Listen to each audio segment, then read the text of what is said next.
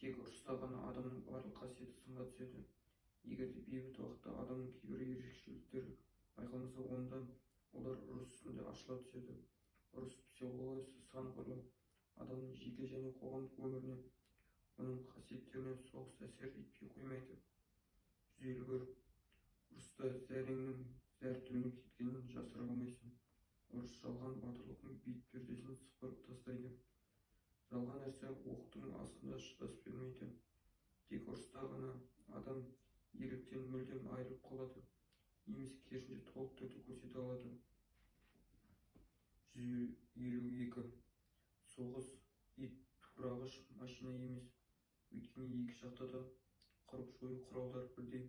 Қырып жоюға қабілеттілік пен оның мөлшері сарбаздар мен офицерлердің ұрыс жүргізу өнеріне байланысты.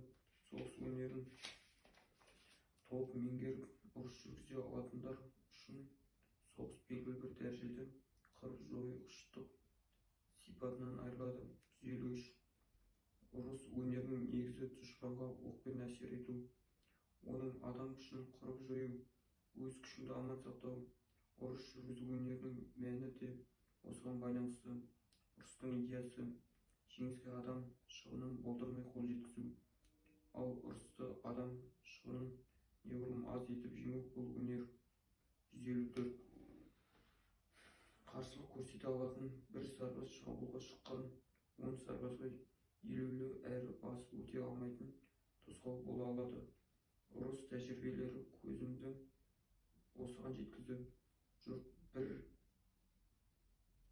генерал қашыпты деп айтқан сөзі шынтуайтында қашқан ол емес. Оның әскері қорқыныш құрсауынан шыға алмай қашуға мәжбүр болды деген сөз. 155. Қорқыныш генералы.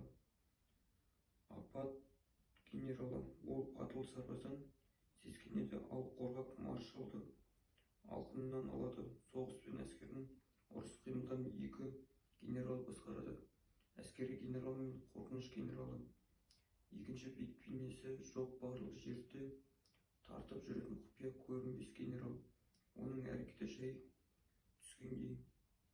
Біріншісі үнемі бітіспес күрес жүргізіп отырады және өзіне қолайлы болу тұрғысынан өкінішімен